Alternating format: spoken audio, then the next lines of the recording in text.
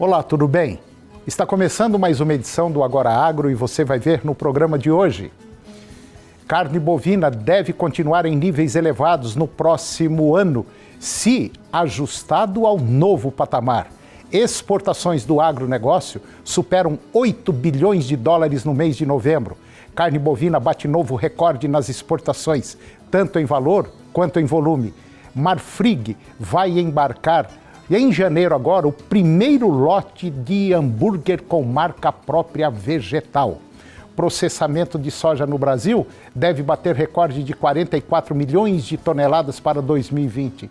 Brasil é um dos países que mais se está preparado para atender à demanda crescente do mercado muçulmano halal. O Agora Agro já está no ar.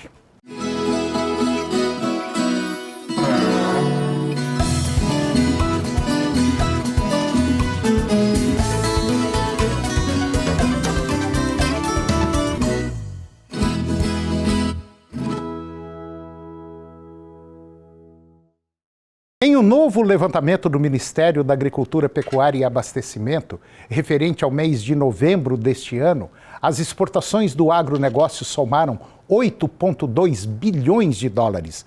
O valor representou uma alta de 1% em relação ao total exportado do mesmo mês do ano anterior, de 8,1 bilhões de dólares. De acordo com a Secretaria de Comércio e Relações Internacionais do Ministério da Agricultura, o crescimento foi devido à expansão do quantum exportado, que deu um total de 6%, onde o índice de preço das exportações caiu 4,7%.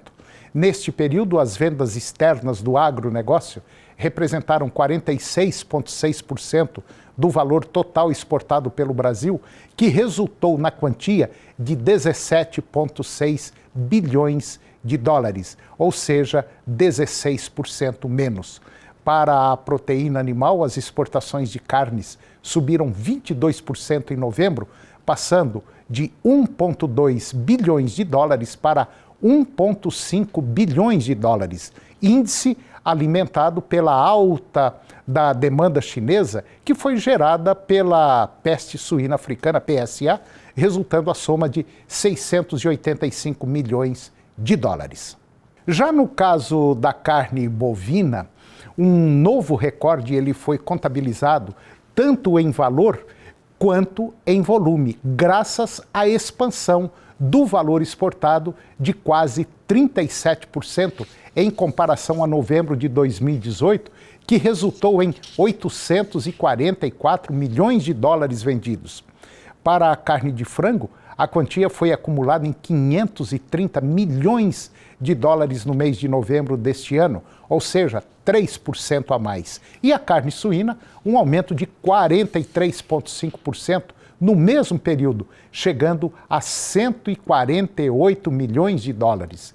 A China foi a principal importadora de carnes de frango e suína aqui do Brasil, com 123 milhões da carne de frango, ou 23% do total exportado, e 74 milhões de carne suína, ou seja, 50% do valor exportado pelo Brasil no mês de novembro. O milho também marcou presença do desenrolar do mês, onde foi responsável por 722 milhões de dólares, ou seja, quase 14% a mais, o equivalente a 4,2 milhões de toneladas. Segundo o vice-presidente financeiro da Marfrig, o Marco Espada, ele disse que o preço da arroba da carne bovina deve continuar em níveis elevados no próximo ano, se ajustando a um novo patamar em relação a 2019, em meio à elevação por proteína lá da China e de outros países asiáticos. Ele disse ainda que o preço da arroba do boi, que estava em R$ 150 no mês de agosto, pulou para R$ 225 agora, recentemente. Ele estimou que o preço poderá recuar para R$ 180 até no máximo R$ 190, se mantendo em cerca de 20% acima do nível verificado no início deste ano. Isso é um efeito estrutural, O consumo per capita na China já vinha subindo por causa do aumento da renda e acelerou depois da peste suína africana, acrescentando que o consumo de carne bovina dos chineses é de 5 quilos por habitante por ano, ante 40 quilos de carne suína por ano. A doença PSA dizimou milhões de suínos na China, obrigando o país a ampliar as importações de proteínas de múltiplas fontes, incluindo a bovina. Para a Associação Brasileira das Indústrias Exportadoras de Carne, a ABIEC, o Brasil está caminhando para quebrar o seu próprio recorde de exportações de carne bovina agora no próximo ano. Embarques brasileiros de carne bovina devem terminar 2019 com um recorde de 1.800.000 toneladas, uma alta de 11% em relação à máxima anterior de 1.600.000 toneladas registrada em 2018. No próximo ano, porém, a marca deve voltar a ser batida com um avanço de 13% no volume de exportações do produto para 2 milhões de toneladas, segundo estimativas da entidade. E segundo a Marfrig, cada 1 quilo de carne consumida por pessoa por ano a mais na China representa um impacto equivalente à exportação do Brasil todo.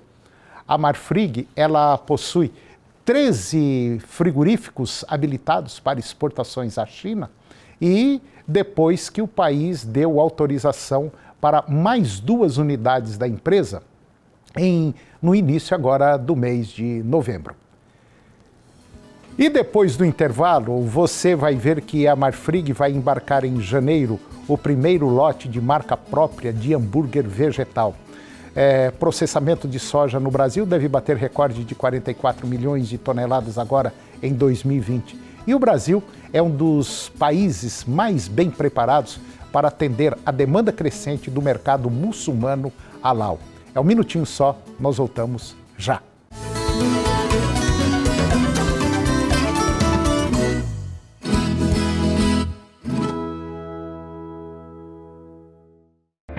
No portal Pai Eterno, você tem acesso ao conteúdo oficial do Santuário Basílica de Trindade. Confira notícias sobre a devoção ao Divino Pai Eterno, acenda uma vela da fé e muito mais. Acesse paieterno.com e faça parte desta família de amor.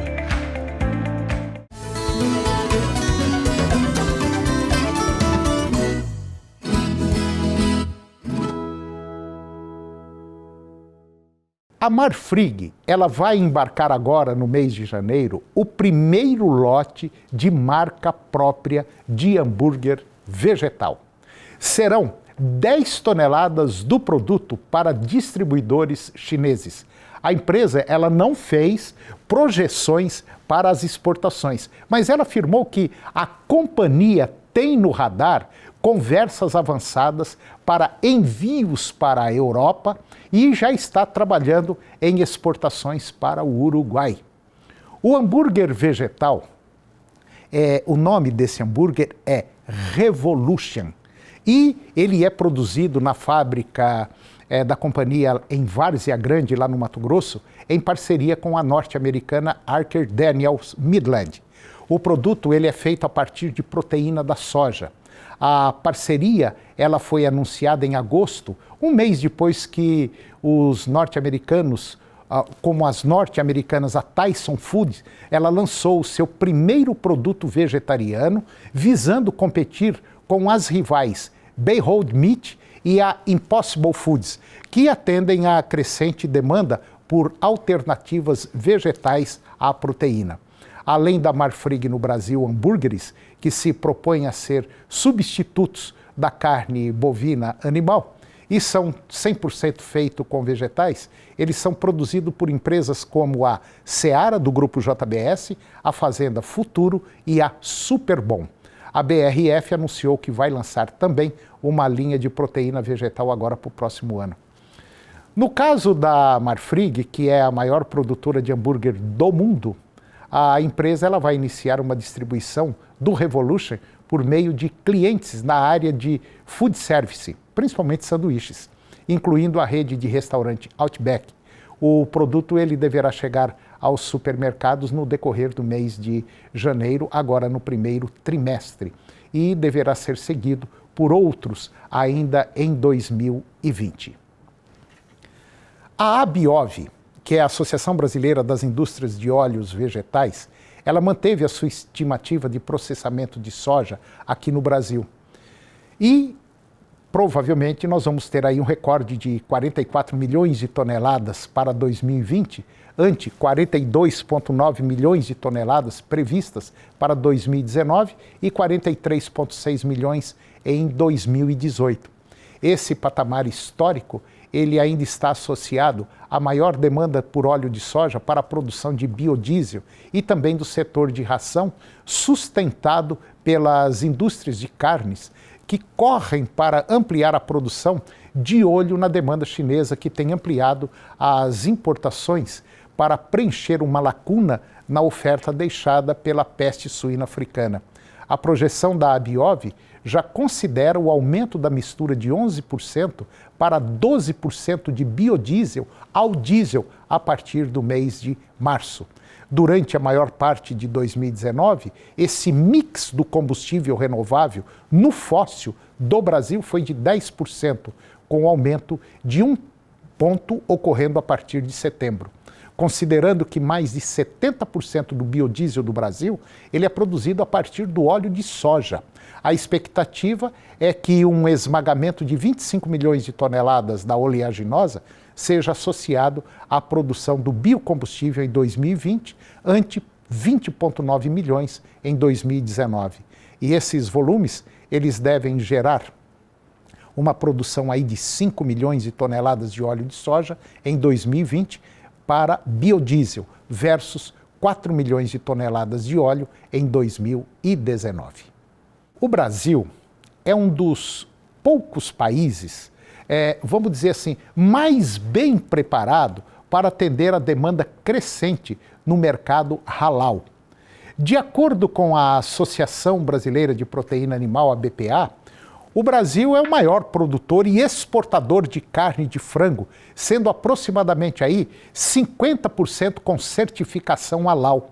No primeiro semestre de 2019, as exportações de frango certificados alcançaram um volume de 1.000 toneladas, com um aumento de 15% quando comparado com o mesmo período de 2018, que registraram aí 872 toneladas.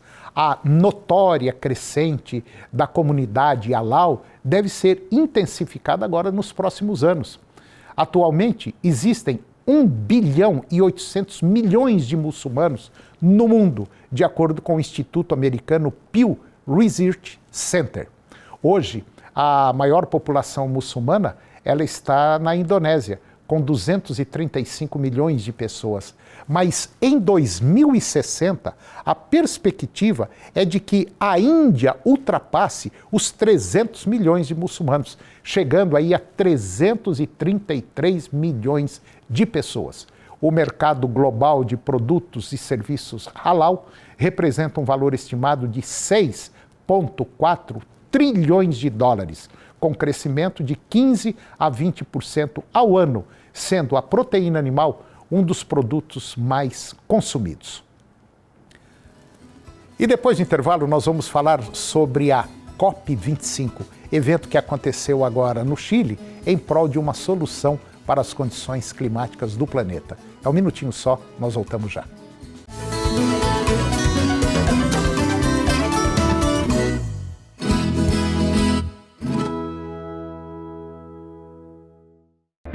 No portal Pai Eterno, você tem acesso ao conteúdo oficial do Santuário Basílica de Trindade.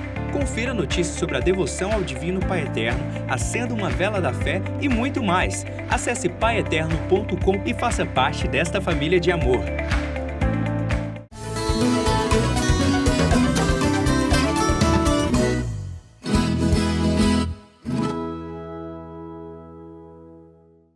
Eu vou conversar agora com Guido Juliano Martins Araújo. O Guido ele é diretor do Instituto Saga das Águas e nós vamos falar sobre a COP25, que aconteceu agora em Madrid e parece que não chegaram a denominador comum nenhum. Guido, mais uma vez, muito obrigado pela sua presença aqui no nosso programa.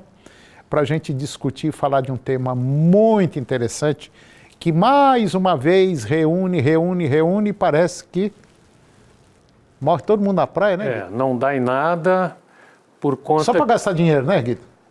E existe uma discussão e muitas vezes muitos desses participantes que representam o primeiro mundo, vamos dizer assim, os países desenvolvidos, eles querem penalizar o Brasil por conta de uma série de coisas, mas eles não querem abrir mão. China, os Estados Unidos saiu do acordo do clima, mas nem China, nem Estados Unidos, nem Alemanha, nem França, nem Itália, nem Índia são grandes poluidores. Eles utilizam ainda o carvão mineral, que é altamente poluidor, e eles não querem abrir mão disso aí. E querem forçar o Brasil com, muitas vezes, o álibi da floresta amazônica. A floresta amazônica tem que ser preservada.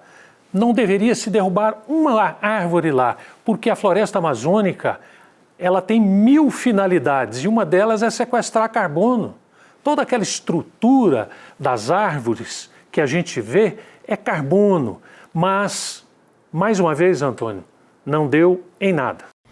Ô Guido, fala-se muito na Amazônia, não só em nível Brasil, não, acho que é o contrário, fala-se mais em Amazônia lá fora do que nós aqui dentro, né? E o que eu vejo é o seguinte, você que está nos acompanhando pode ter certeza absoluta disso que eu vou te falar. Eu não sei qual é a região que você mora, mas o nosso programa vai para todo o país. Se tiver chovendo aí hoje, ou se choveu ontem, com quase toda certeza, essa água da chuva provavelmente está vindo lá do Amazonas, né, Guido? Através dos rios voadores. Então, a preservação da Amazônia é um fato consumado. Como o Guido falou, não se pode derrubar mais uma árvore na Amazônia. Ela é responsável por, basicamente, o controle das chuvas que caem em Goiás, no Mato Grosso do Sul, né, Guido? São Paulo e tantos outros estados aqui do nosso país.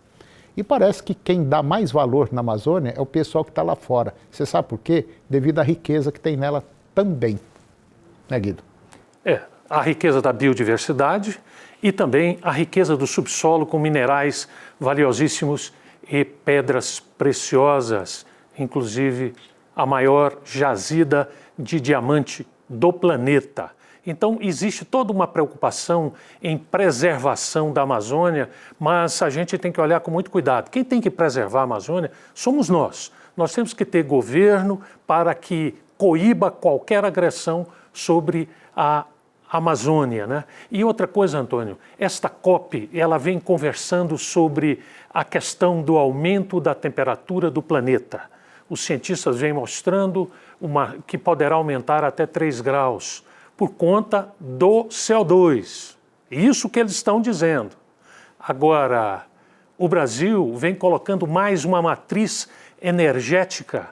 O Brasil hoje, as suas principais fontes de energia elétrica é a energia hidroelétrica e a energia eólica. Ambas não poluem quase absolutamente nada. E os outros países que utilizam o carvão, utilizam os combustíveis fósseis, que são extremamente venenosos para qualquer ser vivo, porque quando você queima o petróleo, você queima um carvão mineral, a emissão de gases tóxicos, como gases derivados do enxofre, gases derivados do nitrogênio, o monóxido de carbono, não o CO2. E aí eles querem colocar a Amazônia como pano de fundo. Não, o Brasil está fazendo o seu dever de casa, tem que parar de mexer com a Amazônia. A Amazônia tem que ser preservada. Porém, nós estamos trabalhando e a agricultura, ela vem também para ajudar bastante o sequestro de carbono. Por exemplo, o plantio direto, que hoje a maioria das lavouras já utilizam o plantio direto, ele é um excelente sequestrador de carbono. Bom, sem falar no combustível que nós temos, que é o etanol, né, Guido? Que a própria cana-de-açúcar, ela retira muito CO2, né? ela sequestra muito CO2 lá da atmosfera e basicamente o etanol, ele basicamente não polui, né, Guido? Ele polui que, uns 10% por aí em relação à gasolina? A questão do etanol é o balanço. Para se produzir a cana, a cana-de-açúcar, quer dizer, a planta, ela retira CO2 da atmosfera e quando você vai queimar o etanol no seu veículo, ele volta, quer dizer, fica exatamente 0 a 0. Mas os outros combustíveis estão jogando gases tóxicos sem parar, não existe este balanço, né? E outra coisa, Antônio, quase 30% da nossa gasolina é etanol, é o etanol anidro. Então, mesmo a nossa gasolina, ela é menos poluente do que as outras. Qualquer gasolina do planeta. E é uma pena que hoje, basicamente, vamos resumir de uma forma geral. Tem tanta coisa para ser feita aqui no nosso país que tem horas que a gente chega à conclusão que o pessoal, quando eu falo pessoal, é pessoal de governo, tanto estadual quanto federal, parece que não estão dando a devida importância que deveria ser dada, né, Guido? Nós estamos vendo aí o índice de população aumentando, o índice de poluição crescendo violentamente nas cidades, e as cidades, queira ou não, é uma das maiores colaboradoras para o aumento da poluição, e não o setor agropecuário, porque o setor agropecuário sempre está em renovação, né, Guido? E nós temos aí o etanol e tantas outras fontes de energias renováveis que poderiam ser utilizadas, ser incentivada a gente a utilizar.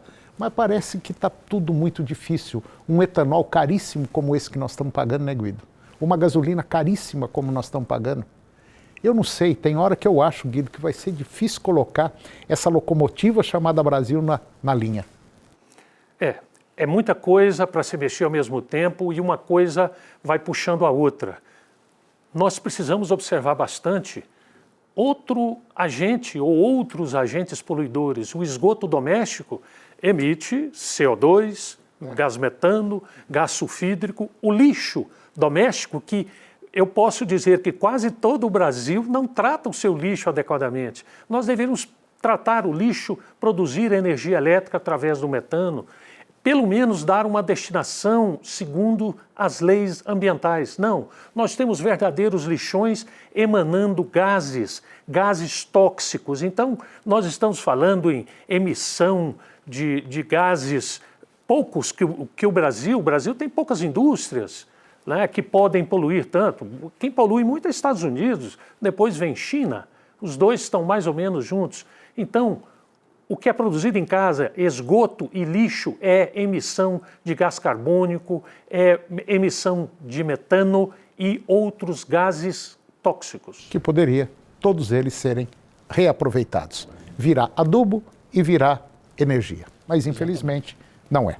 Guido, mais uma vez, obrigado pela sua participação no nosso programa, foi excelente e até o próximo. É um prazer. Obrigado, Guido. E o programa de hoje chegou ao fim e eu termino com a seguinte mensagem: questione tudo, aprenda algo, não responda nada.